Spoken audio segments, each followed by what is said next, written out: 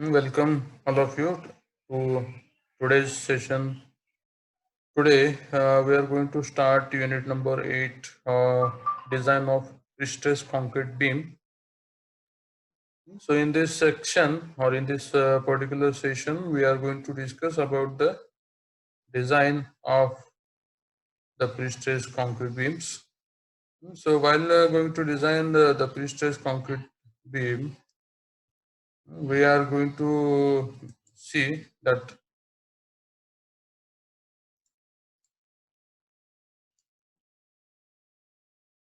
we are going to discuss about the points what we have learned previously also, that is the losses of pre-stress and the concepts in the analysis of pre-stress. So we are going to use all these concepts once again. So while going to design the sections. But again, just in the initial phase of this design process, in this first case, we are going to discuss the analysis of symmetrical sections first, analysis and design of symmetrical section. And again, in that, we are going to discuss about the simple sections. Okay, so for that, let us start with this. That let us consider two typical sections, cross section, just like a rectangular section or a girder, beam girder. So let us consider two usual symmetrical sections of a pre-stressed beam. Normally, we are using the rectangular sections or the girders like this for the analysis or for the design purpose. Okay.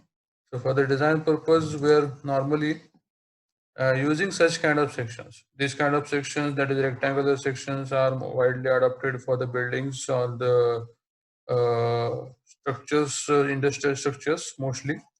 And the girders like this are normally adopted in the important structures like bridges. So for whenever we are going to provide the bridge deck slabs, so to support those deck slab, we are going to use such kind of girders. Okay. So these girders are to be provided with the girders are to be provided with such kind of shape, that is a beam like shape. It may be I section or it may be a section as shown in this figure. And mostly what we are doing, that we are providing the reinforcement in this part of the beam. Okay. So whatever tendons that we are going to provide, these tendons are provided in this portion. So normally for that, some ducts have been provided. Okay, so this portion is kept purposefully kept open so that we can provide the tendons, we can pass the tendons through this duct, because mostly all these kind of sections are provided or reinforced with the post tensioning concept. So in this way, we have to provide the reinforcement along these ducts. So that's why these are called as ducts for the cables. Okay, so again, let us move towards our main point. So these are the two symmetrical sections which we are going to discuss in today's session for simple analysis and design process. So the main gross cross-sectional area of this section itself considered as the useful area. Now, useful area means that whatever area which contributes to the stresses, that area is called as a useful area. Okay. So in this particular sections, we are taking the total gross area of this section as a useful area, because that if you consider the percentage or the if you compare the area of reinforcement what we are going to provide with respect to the total gross cross-sectional area of the section, then the area of that reinforcement is comparatively very, very small. So that's why here we are saying that the gross area of section itself considered as the useful area, because the area of tendon is very small as compared to the area of member. So that's why while analyzing this total section, we are going to consider the whole gross cross-sectional area.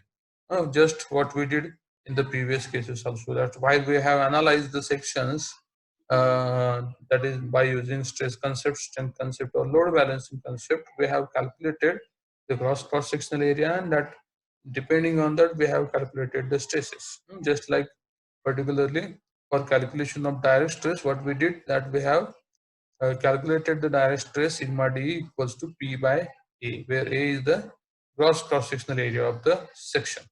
Okay, so that's why we are going to consider the total cross-sectional area of the section for design purpose also. Okay. So now let us consider that this beam is subjected to a pre-stressing force. So let us consider that the total effective pre-stress BP, and which is provided at an eccentricity of E. So pre-stressing force P is applied at an eccentricity E. So and again let us now consider that the beam is subjected to dead load only. There is no any external live load is acting on this beam. So in that case, that dead load will generate some amount of moment. So let us consider that moment as MD. So MD is the dead load moment. MD, M for stands for moment and D for the dead load. So MD is the dead load moment. So now when these forces are acting on the member, that is the stressing force P is applied to the member at an eccentricity of E, and external load is also applied. So due to that external loading, some amount of moment is going to develop. That amount of moment we have considered as MT. So due to this moment, there are formation of some stresses. This beam, some stresses are going to develop within this beam. So that the whatever stresses which are going to develop, the stress due to direct load is going to develop in that beam section. Direct load means the stress due to this relation P by A. Direct stress is also going to develop. Then next stress which is going to develop is due to the eccentricity of pre-stress. So as in this problem, not problem, as we have assumed that the pre-stressing force P is applied at an eccentricity E. So that's why some additional moment, that is, let us consider this is at the end of the beam, and this is the neutral axis, and the pre-stressing force is applied along this line. Okay. And this is the eccentricity E. So what happens due to this eccentricity E? Some moment is going to develop. Okay, so this moment is nothing but moment due to eccentricity. So that amount comes equals to P into E by Z. Okay, so this is the stress due to eccentricity of pre-stress, and lastly that stress is going to develop due to the dead load moment. Okay, so the dead load moment will be stress due to dead load moment will be equals to M D by Z. Okay, so these are the stresses which are going to develop. So just as shown in this picture also, that let us consider there is a concrete section, rectangular concrete section, which is subjected to external load, not subjected to external load only. Initially, we are considering that the only dead load is also acting on this beam. So, and the pre-stressing force P is acting at the distance E. So, due to that pre-stressing force, the total section comes in compression. So that's why the direct stress will be equals to P by A. This is the direct stress. Then due to the eccentricity of this E, that is pre-stressing force acting at the distance E from the centroidal axis, due to that some moment is going to develop. So that some moment is going to develop, and due to that moment bending stresses are going to develop. So those stresses are calculated by using relation P by Z. So that stresses are like this, P by Z. So this sign is a minus here, and this here, this part is a plus. Then again, as I told you, that external load in the form of dead load only acting. So due to that dead load, some moment is going to develop, and due to that moment, some bending stresses are also going to develop. So that bending stress due to dead load moment will be md by z. So that is like this. So again here this is the plus sign and this sign is the minus. So as a effect of this, the stress which are going to develop at the top fibers and at the bottom fibers will be like this. So the desired condition already we have discussed that there should not be tension.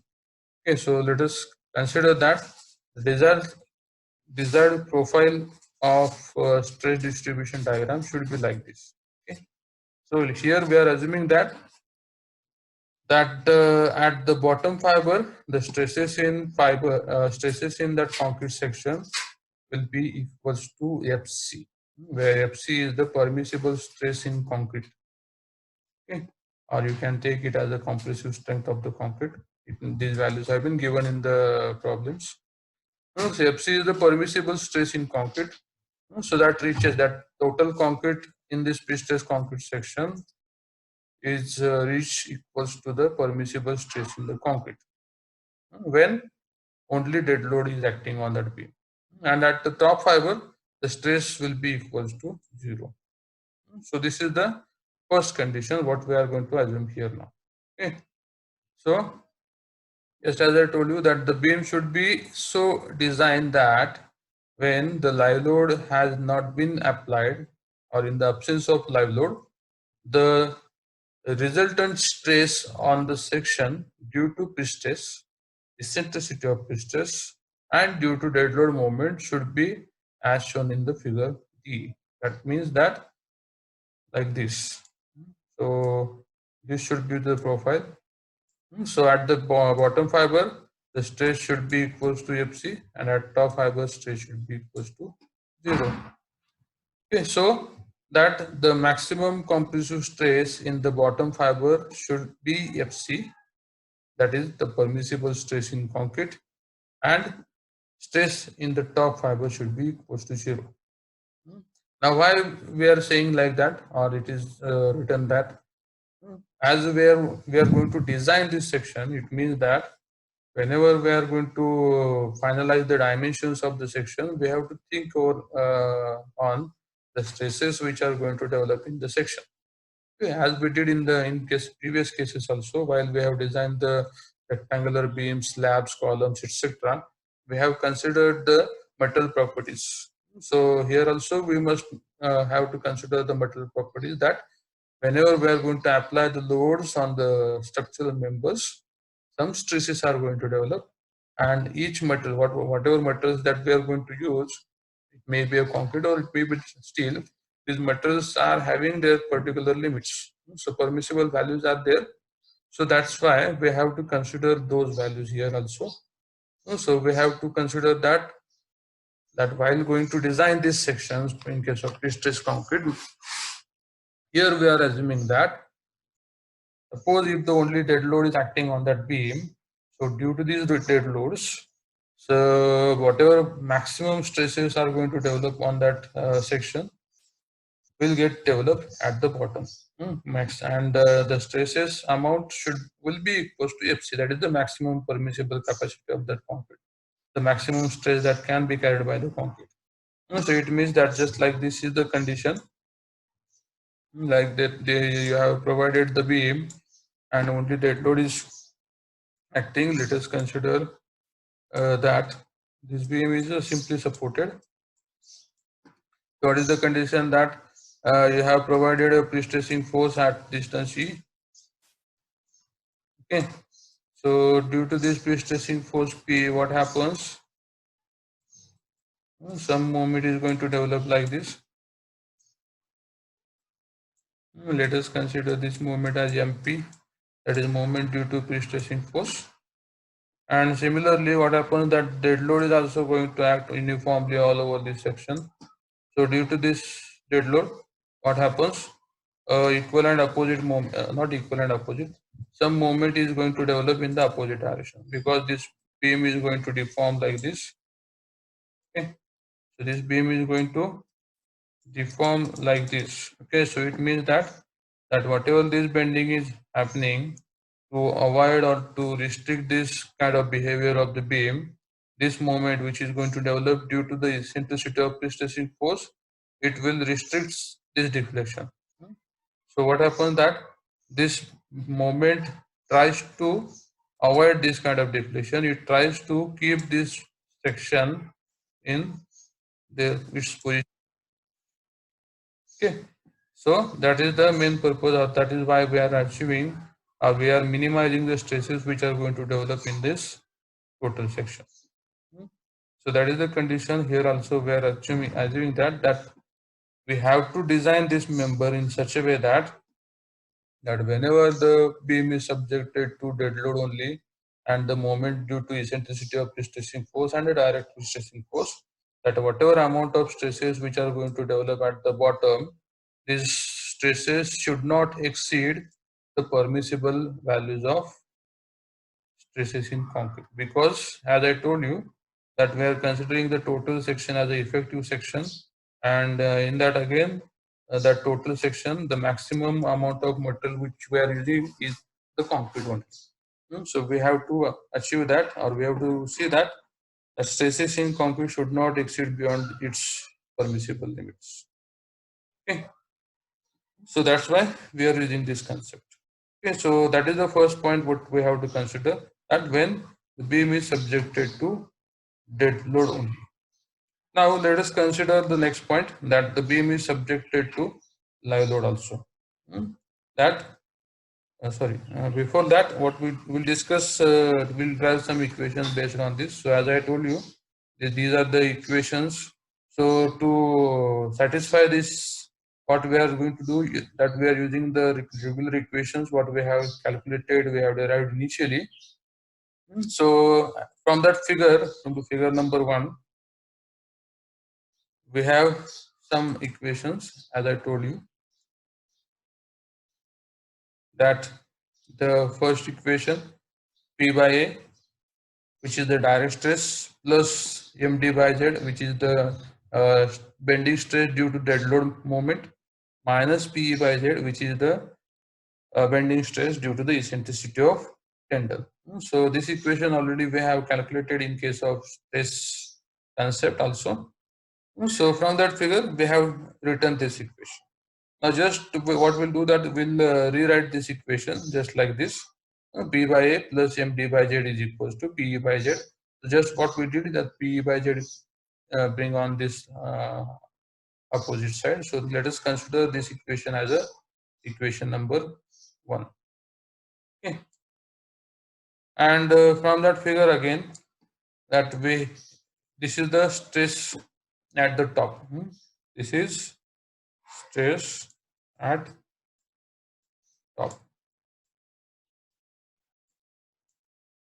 Similarly, stress at bottom.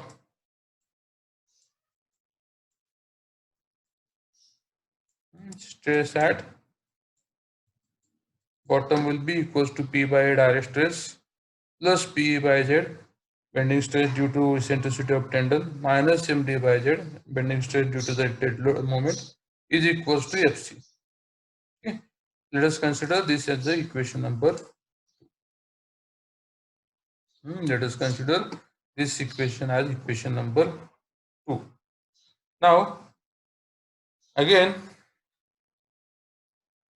now let us consider that the live load is also going to act on the beam. So let us consider that due to that live load, some moment is also going to develop. So let us consider that moment as a ML. So suppose now the live load is applied. Due to that live load, some moment is going to develop on that section, and that moment is considered as ML. And again, as we know that as that additional load is going to act on that beam, so due to that additional load, some additional moment is also going to develop, and due to that additional moment, some bending stresses are also going to form in that section. So these bending stresses can be calculated by using relation ml by z. So ml by z is the bending stress. It is the bending stress caused by live load. Okay, should be, but Now here the one condition we have to consider, that whatever this bending stress which is causing due to the live load should be such that the resultant stress should be as shown in the figure. So it should be like this, that this is the previous case, that before applying the live load, only dead load is applied. In that case, we have seen that the stress at bottom stress should be equals to Fc and top stress should be equals to Z. But again, as we have applied the external load also, that is live load, so due to that live load, some bending stresses are going to develop like this. So this is the bending stress due to live load ml by Z. So due to this ml by Z, some bending stresses are going to develop like this, positive minus, and as a result of this, the expected results may be like this. So we have to take care that while designing the section, it means that while finalizing the dimensions of that section, the stresses in the bottom fiber should not be less than 0, or it should not be in minus. It means that there should not be tension. There should not be tension at the bottom, and the maximum stresses which are going to develop at the top, it should be equals to Fc. This should not be more than Fc. If this stresses exceeds beyond this value, then what happens, that concrete will get crushed. There will be excessive crushing of concrete, which may cause failure of the section. Okay. So that's why this condition we have to satisfy. So that's why only we are using this condition. This is the maximum condition, that if the stress in top fiber exceeds beyond the permissible value of concrete, or permissible stress in concrete, then what happens, there will be excessive crushing, and due to that excessive crushing, your member will get failed. Okay, so to avoid that, we are achieving these conditions initially only, so that we can derive the respective or the equations accordingly, so that the maximum stress in that particular member which we are going to design can be limited to the limited values or permissible values. Here in the design, what we are doing, that we have been given the member forces, or we have been given the external loads, and for such external loads and for the given values like span, we have to design that section. It means that we have to analyze the section, we have to provide the dimensions to that section, and then we have to provide the reinforcement. And that reinforcement should be provided in such a way that the stresses within that member should be limited to the permissible values. So that is the main purpose or main concept what we have to consider here. Okay. So now to satisfy this, we have to again rearrange the equations like this. So already I told you this is the resultant stress before applying the load, that is figure number A. Figure number B is the stress due to live load, and figure number C is the resultant stress after applying the live load. So this can be written in the equations form like this. So to fulfill this condition, what we did, that ml by z should be equal to Fc. ml by z equals to Fc means that this value, stress at top, should be equals to Fc. Stress at top should be equals to Fc, and ml by z, that is stress at bottom, should be equals to 0. So we have to take this equation. So stress at top will be equals to ml by z is equals to Fc. We are going to use this relation. So let us consider this as the equation number 3. Okay. Then again, from equation number 2. Now what is that equation number 2? Equation number 2 is the P by A plus P by Z minus MD by Z is equals to Fc. And that we have derived initially in this case. Okay, this is the equation number 2. Here also we have calculated the value of Fc, and in that equation number 3 also we have calculated the Fc. So what we do, that let us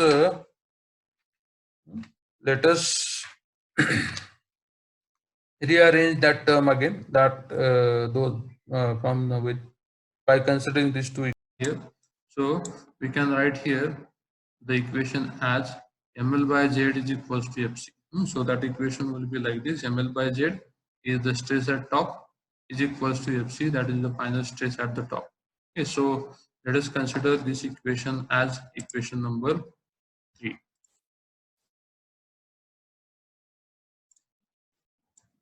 Equation number 3. Now, as we have already derived the equation number 2, that equation number 2 is Fc is equals to P by A plus P by Z minus MD by Z. This is the equation number 2. So let us equate this equation number 2 and equation number 3. This is equation number 2. So by equating, because this Fc both are common, so that's why let us equate this equation, so that we'll get one equation that is equals to P by A plus PA by Z minus MD by Z is equals to ML by Z. So just again let us rearrange these terms. So that term will be equals to P by Z is equals to P by Z is equals to ML by Z plus MD by Z minus P by A. We can write this equation as like this also, that P by Z is equals to MD plus ML, or you can write it as total moment divided by Z minus P by A. So MD plus ML is nothing but the total moment, that is moment due to live load plus self weight. Okay, so this will be the equation number 4. This is the equation number 4. Now, as I told you in the previously also, that whenever that we have to design this section means that we have to find out the dimensions of the beam and the reinforcement what we have to provide, so that the stresses within that member remain beyond the permissible limits. So that's why the main motto or main aim what we have to consider while designing or when analyzing a member is to find out the sectional properties. Okay, so now as we need to find out the sectional properties, means we must know the value of B, that is width of beam and the depth of beam. So how to find out this width of beam and depth of beam?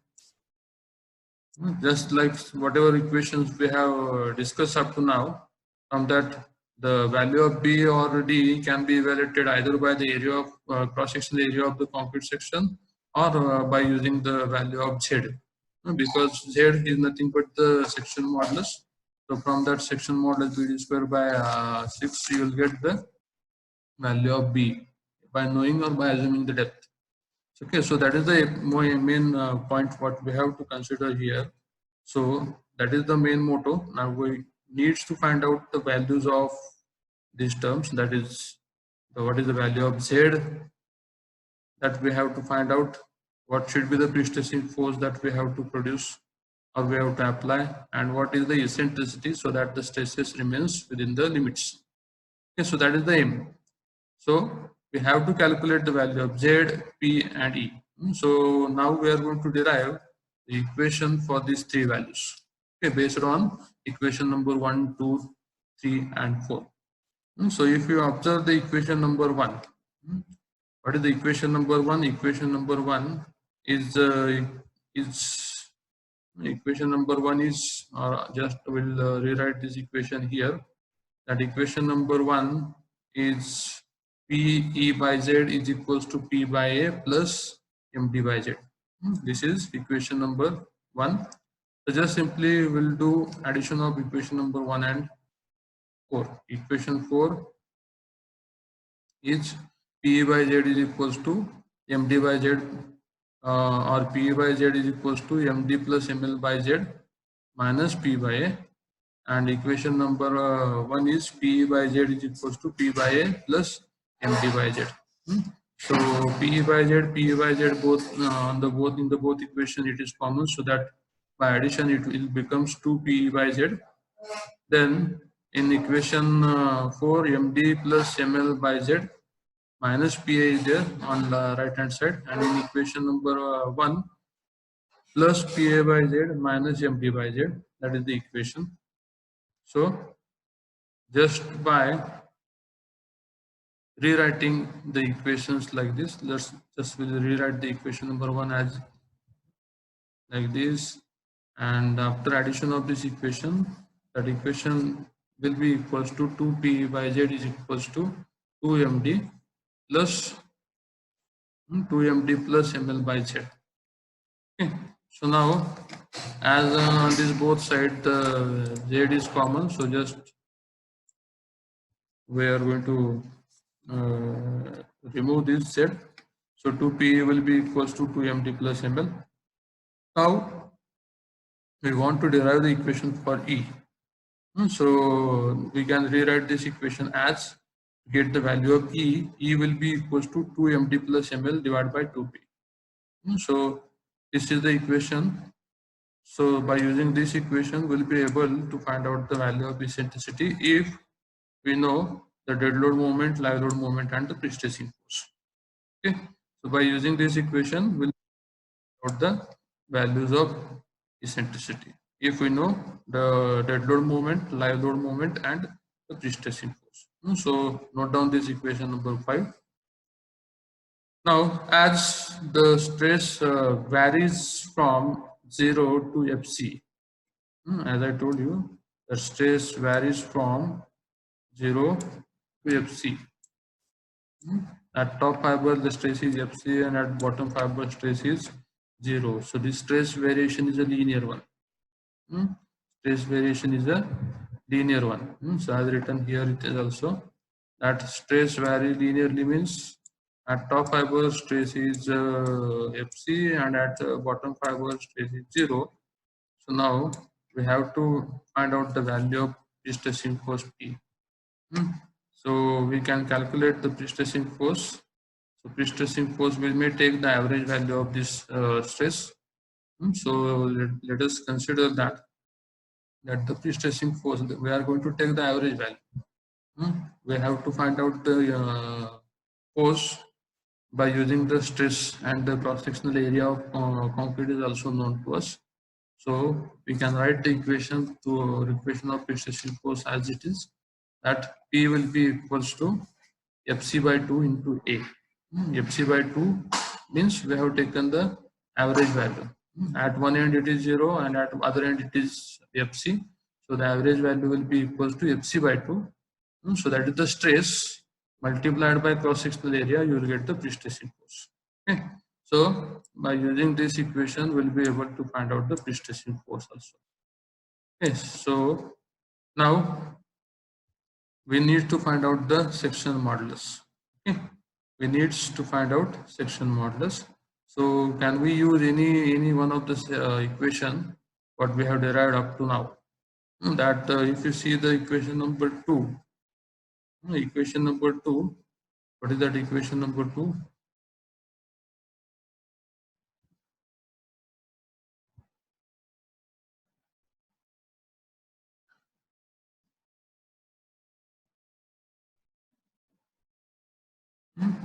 Equation number 2 is P by A plus PA by Z minus MT by Z is equals to Fc. And one more equation is there, equation number 3.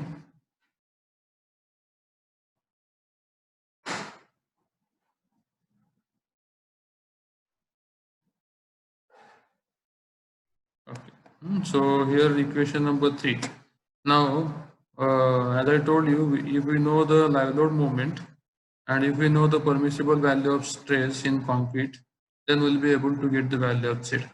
So by using this equation number 3, we can write one more equation as Z, that is the section model Z will be equals to ml by Fc. So by using this, as I told you, we have now the three values or three formulas to find out the pre-stressing force P, and to find out the section modulus Z by using this relation ml by Fc, and previously we have calculated one more equation to find out the eccentricity E.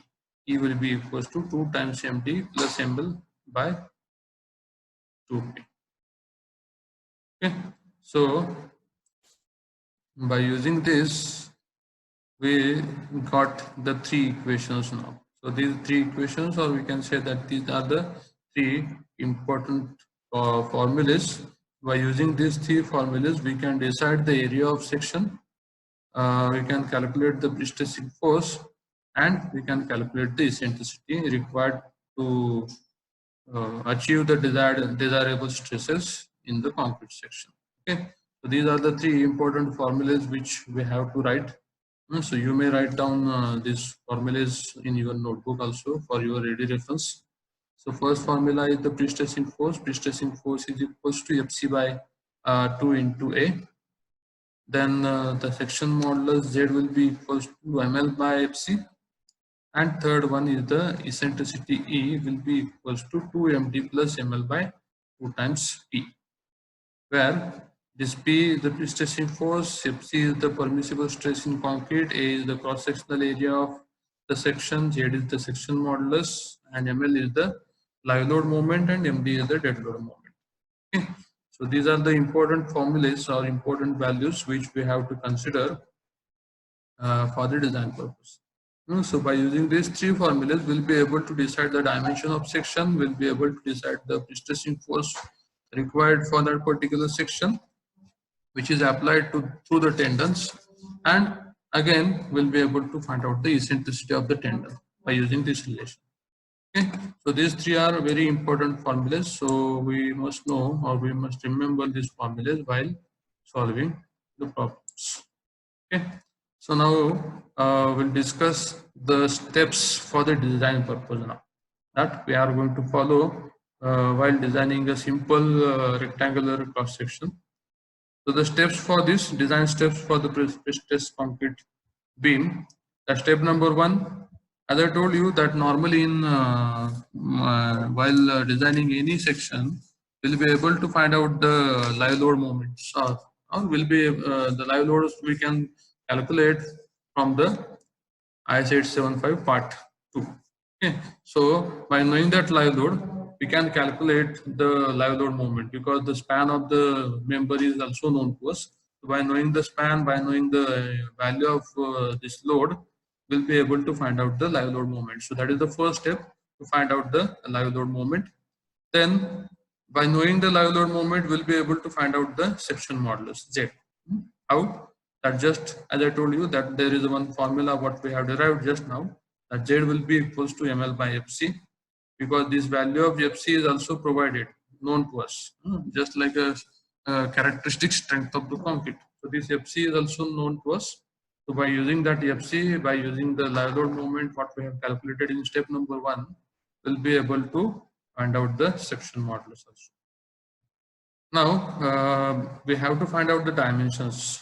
So again, from the deflection criteria or by using the thumb rule, we may get the depth of the section in between 1/20 to 1/25 of the span. Okay, so just by using this relation, we'll be able to find out the depth. Convenient depth can be calculated, and by knowing the depth and by knowing the section modulus property, we will be able to find out the value of width also. Okay, so the D shall be in between 1/20 to 1/25 span, and then by using the section modulus property or formula, Z is equals to BD square by 6, we'll be able to get the value of B. So now here we know the value of B and D. So B by D is known to us, means that we know that the section on properties also. Okay. Now we need to find out the pre-stressing force and the eccentricity. So now to find out the pre-stressing force, again we know that the equation. What is the equation to find out pre-stressing force? Just what we calculated a short ago. That equation to find out the pre-stressing force, P is equals to Fc by 2 into A.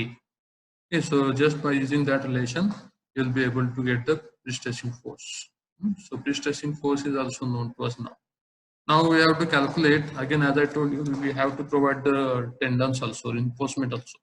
So that area of reinforcement we have to calculate. So for calculation of the amount of steel to be provided, we know the pre-stressing force, and we know the permissible value of stresses for the steel, that whatever high tensile steel we are using, that value of permissible stress in steel is also known to us. Now, based on that, just enter your roll numbers in the chat section, all of you. So based on that,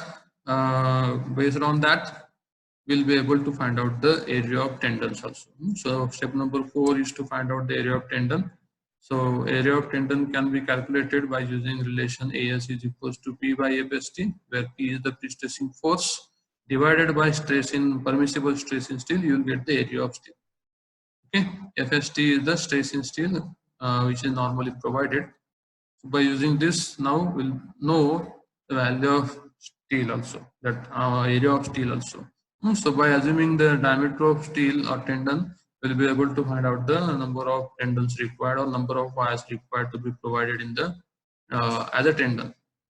Now, as we know the sectional property, that is B and D is known, and the concrete density is also known. So by using that, we'll be able to calculate the dead load, and from that dead load, we'll be able to find out the dead load moment also. MDs can be calculated. So now, based on this, we have to find out the eccentricity. Now that eccentricity, the formula as we have derived, E is equals to 2 times MD plus ML by 2P. So by using this formula, we'll be able to find out the eccentricity also. Okay. So in this way, now we have calculated that what should be the size of beam, that we have calculated the B, we have calculated the D, then we have calculated the area of steel what we have to provide, and also we have calculated the eccentricity or the position of that tendon. So that eccentricity is also we have calculated from the centroidal axis. If suppose this is the neutral axis, so this value of E is also calculated. Area of cross-sectional area is also known. AS is also known. E is also calculated, and the pre-stressing force what we have to apply through this tendon, that pre-stressing force is also known. Okay, so it means that we have designed the total problem. So that in that way we'll get the solution for this type of problem. Okay. So now what we do that we'll solve one basic simple numerical problem